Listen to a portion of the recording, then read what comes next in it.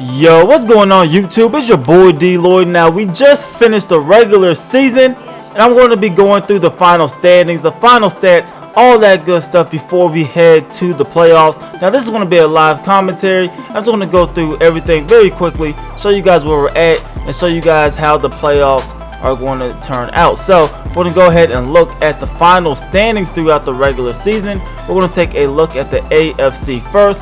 The Tennessee Titans are going to be your number one seed in the AFC, followed by the New England Patriots. Both teams were 12-4 on the year. The Miami Dolphins, Houston Texans, and San Diego Chargers all finished 11-5. Now, the last team to make the playoffs is going to be the Pittsburgh Steelers. They won the AFC North with a 9-7 record, so they will be in the playoffs as well. Now, when we look at the NFC, the Seattle Seahawks went 14-2. They are the number one team overall in the NFL. They will have the number one seed and home field advantage throughout the playoffs. The Dallas Cowboys, they are the number two seed. They are 12-4, followed by the Green Bay Packers, the Minnesota Vikings. We finished 10-6, but regardless of what happened last week with the Green Bay Packers winning and the Vikings winning, there was no way that we were going to move up and get a home playoff game. So we knew we were going to be on the road. And then we have the Carolina Panthers. They finished 8-7-1. So we're going to take a look at the awards for the season and looking at the MVPs, Offensive Players of the Year, all that good stuff. I think I clicked the wrong thing. We're going to go through the stats right here and take a look. So the MVP of the season is going to go to Tony Romo. That's with the MVP. 12-4 for the Dallas Cowboys. Haven't looked at the stats yet, so he probably had a good year. Now, Coach of the Year went to Ken Whisenhunt for the Tennessee Titans. 12-4. I guess with the rookie quarterback, maybe you could give him the nod over Pete Carroll, who went 14-2. Now, when we go to the AFC awards, Offensive Player of the Year is going to be Tom Brady. Defensive Player of the Year, Brian Cushing. Offensive Rookie of the Year is going to be Marcus Mariota. Like I said, I haven't looked at the stats yet, so there's probably no doubt in my mind that Mariota went to work with a 12-4 record. And then Steven Nelson is the Defensive Rookie of the Year. Now looking at the NFC, the Defensive Rookie of the Year is going to be Eric Kendricks. Jameis Winston, Offensive Rookie of the Year. Defensive Player of the Year goes to Bobby Wagner. And then Offensive Player of the Year is going to go to DeMarco Murray. So we do get somebody from our team that's going to get a award. And DeMarco Murray, man, he's been a beast all season long. I'm pretty sure he led us in both receptions and rushing yards. So we look at the Eagles individually. Our best quarterback, obviously, Michael Vick. 3,346 yards, 37 touchdowns, 18 interceptions. Not bad whatsoever for Michael Vick. Now looking at the the rushing stats, DeMarco Murray, 1,800 yards rushing, 6.6 yards per carry, 10 rushing touchdowns. That is 113.4 rushing yards per game, and he only had 2 fumbles. Our second leading rusher, obviously Michael Vick, almost getting up there, 320 yards, not bad for an older quarterback. Now when we look at our leading receivers, just like I said, DeMarco Murray, our leading receiver, 77 catches, almost 1,000 yards, 10.1 yards per reception. He also added 7 receiving touchdowns, so that's 17 total touchdowns for DeMarco Murray. Had a pretty good season. I mean, nothing else you can say. You know, we've been leaning on him heavy, especially towards the end of the season, where we became pretty much a run first and a run dominated team. Our leading tacklers, Malcolm Jenkins. Now, if you watch my other franchises, you know, for whatever reason, my safeties are always leading my teams in tackles. So he finished with 110 total tackles.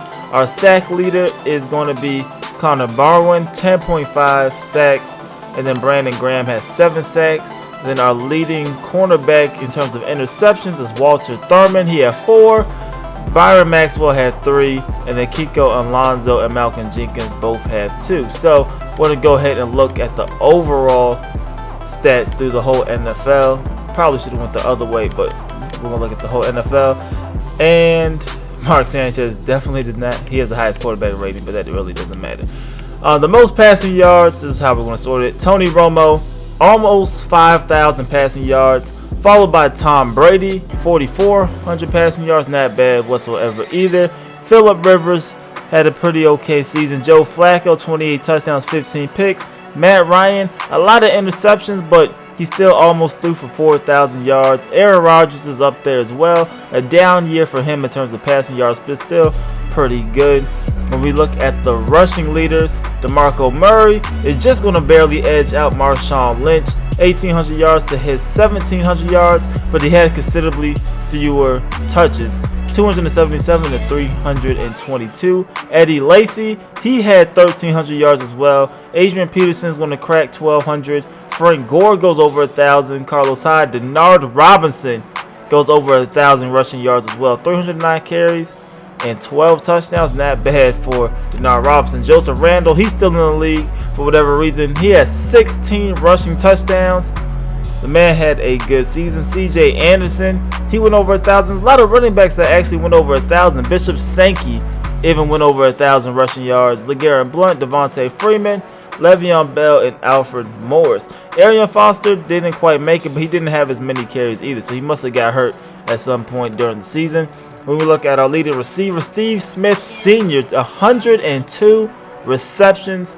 Fantastic year for the older wideout. James Jones had 98. Devontae Adams, pretty much any receiver from Green Bay, had a lot of catches. Brandon LaFell had 92. Larry Fitzgerald had 90. And then Megatron, 89. Aaron Dobson, Julian Edelman, Julio Jones.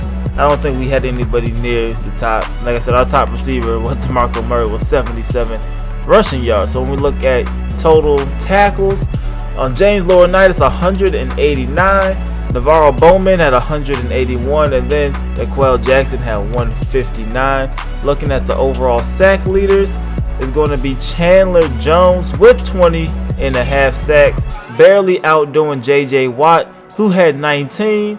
Paul Kruger had 18, and then Aldon Smith has 17.5 sacks. And then looking at the interception leaders, Antonio Cromartie, 8 interceptions. And then who else? Did we have anybody up here? I think our leading player in interceptions had 4. So I don't think we have anybody even close to being on this list. But I want to say that's almost everything that we're going over. Everything that's important, at least, that we're going over. I'm going to be showing my scouting in depth probably towards the end of the season, or either after the end of the season, depending on if we win our first game or not. We can take a look at the actual wild card schedule.